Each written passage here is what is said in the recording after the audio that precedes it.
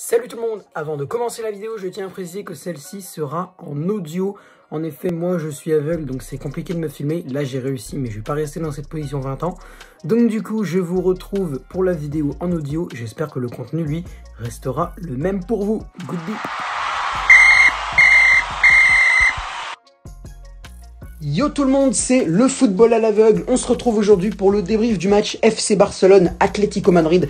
Match qui vient tout juste de se terminer sur un score nul et vierge 2-0-0. Et pourtant, on a vibré. Mais d'abord, petit point sur le classement. Et avant, je voulais vous remercier Benjamin, le Ninja, le Beaufix et Football Chain et Newits d'avoir été sur mon live.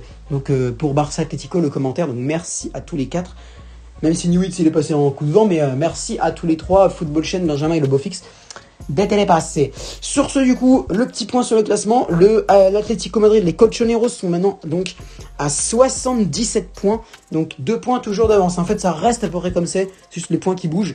Deuxième, c'est le FC Barcelone qui passe provisoirement deuxième avec 75 points. Et troisième, le Real Madrid avec 74 points. Et quatrième, le FC Séville avec 70 points, et Bilbao 5e avec 56 points, mais bon, ça on s'en fout un petit peu. Donc du coup, les 4 premiers qui se tiennent toujours en l'espace de 7 points. Bon, c'est un peu moins serré qu'en France, même si Lille se détache un peu, mais c'est quand même moins serré qu'en France. Si le Real Madrid gagne, il reviendrait à la même hauteur de points que l'Atlético, et peut-être même premier, parce que j'ai entendu dire qu'il y avait un meilleur goal average que les Colchoneros. Ça, c'est encore à vérifier, mais c'est possible que le Real puisse passer premier demain en gagnant face au FC Séville. Le FC Séville, justement, qui pour moi a laissé tomber le titre, hein, clairement, même si le podium non, c'est possible que non, surtout qu'en soi il y a que le deuxième n'est que à 5 points, et s'il gagne contre Real Madrid demain, ce qui est possible, hein, s'il gagne contre le Real Madrid demain, il pourrait revenir à 1 point du troisième et à 2 points du deuxième, mais pour la première place, pour le titre, ça semble un peu compliqué, mais comme j'ai dit, le podium c'est tout à fait possible, même la deuxième place c'est tout à fait possible, même la première en soi, mais 4 points de retard, c'est... À 4 points de retard, ouais, j'ai du mal à y croire pour Séville quand même.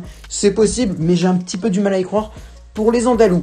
Donc du coup, ce match FC Barcelone Atlético Madrid qui s'est terminé sur un score de 0-0. À noter les blessures de Thomas Lemar du côté de l'Atlético Madrid, remplacé par Saúl Ñíguez.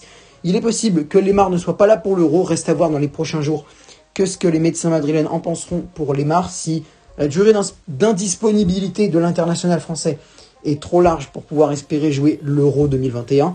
Et de l'autre côté, il y a une autre blessure côté barcelonaise, et c'est Ñíguez qui l'a provoqué, rentrer à la place de Thomas Lemar blessé, comme je vous le disais à l'instant. Il a provoqué la faute sur Sergio Busquets, qui a dû donc sortir et laisser sa place à Ilaix Moriba. Alors Moriba, je voulais revenir sur ce joueur, vraiment Moriba, c'est vraiment un joueur que j'aime bien. J'ai entendu parler de lui, son histoire déjà me fait plaisir, c'est vraiment un idole de Messi et tout à 7 ans, il jouait avec Messi, c'est vraiment une idole de Messi depuis son enfance et tout. Il idolâtre Messi et tout. Maintenant, il peut jouer avec lui, il peut lui faire des passes décisives et tout. Vraiment, Moriba, c'est un joueur que j'aime bien. Il a apporté quelque chose d'intéressantes au jeu barcelonais, même s'il n'a pas été impliqué dans quelques actions de but que ce soit. Enfin, il aurait pu être impliqué dans un but, mais voilà, ça s'est pas fait. À noter aussi quand même qu'il y a eu 2 buts hors jeu. Hein. D'un côté, un but barcelonais refusé pour Messi, il me semble, et de l'autre côté, Griezmann, je sais plus. Et de l'autre côté, c'est Suarez qui a eu aussi un but refusé sur une passe de Yannick Carrasco. En parlant justement de Carrasco, j'ai trouvé intéressant, il a fait quelques débordements intéressants, mais je trouve que dans les derniers gestes, il n'a pas été bon, que ce soit dans les passes ou dans les frappes. Carrasco, il a tenté une belle volée à un moment, mais pas Ter Stegen qui a été encore une fois assez intéressant avec 4-5 bons arrêts de Ter Stegen. Donc sur ce match, je pense que le FC Barcelone lui doit quand même beaucoup. Léo Messi, il a fait un super match encore une fois. Il n'a pas marqué, mais vraiment, ce qu'il nous a fait, il a été très dangereux encore une fois dans la surface de Madrid. Bon, on sait de toute façon hein, que Messi, c'est un mec ultra dangereux et tout. Mais vraiment, c'est ce Messi-là, je l'aime bien. Il a fait un moment un grand pont sur Ñíguez, normal. Et sa frappe qui est passée juste à côté. Donc voilà, à noter aussi l'entrée de Ousmane Dembélé, Mister Dembélé, qui a le mec dès son début, il a touché une occasion et bam, il est parti en accélérant. Il y a eu une faute sur lui, mais il aurait vraiment pu marquer dès à peine 5 secondes après qu'il soit rentré. Ça m'aurait fait marrer. Il y a aussi Dembélé qui a eu une super occasion à un moment, et sur un centre de Jordi Alba, la tête, je pense qu'il aurait pu le mettre au fond. Dembélé, mais sauf que c'est raté. Au niveau des autres faits de jeu, quand même, c'est pour Léo Messi. Ça, c'est vraiment pas très bien. Léo Messi, les coups francs, qu'est-ce qu'il les a mal tirés, Léo Messi. À un moment, il passe en retrait, puis il tire sur le gardien.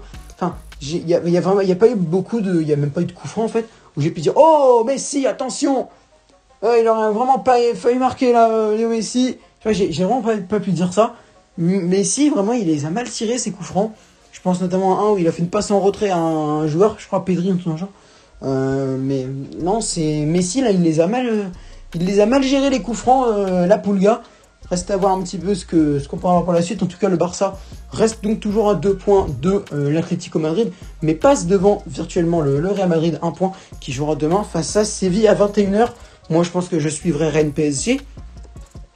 Mais Real Séville, ce sera quand même un match à suivre de très très près. Sur ce, c'était le football à l'aveugle. Merci en tout cas d'avoir regardé cette vidéo. Si elle vous a plu, n'hésitez pas à lâcher un like, à commenter, à partager et à vous abonner. Vous connaissez les bails. N'hésitez pas aussi à activer la cloche pour ne manquer aucune des nouvelles vidéos. Sur ce, c'était le football à l'aveugle.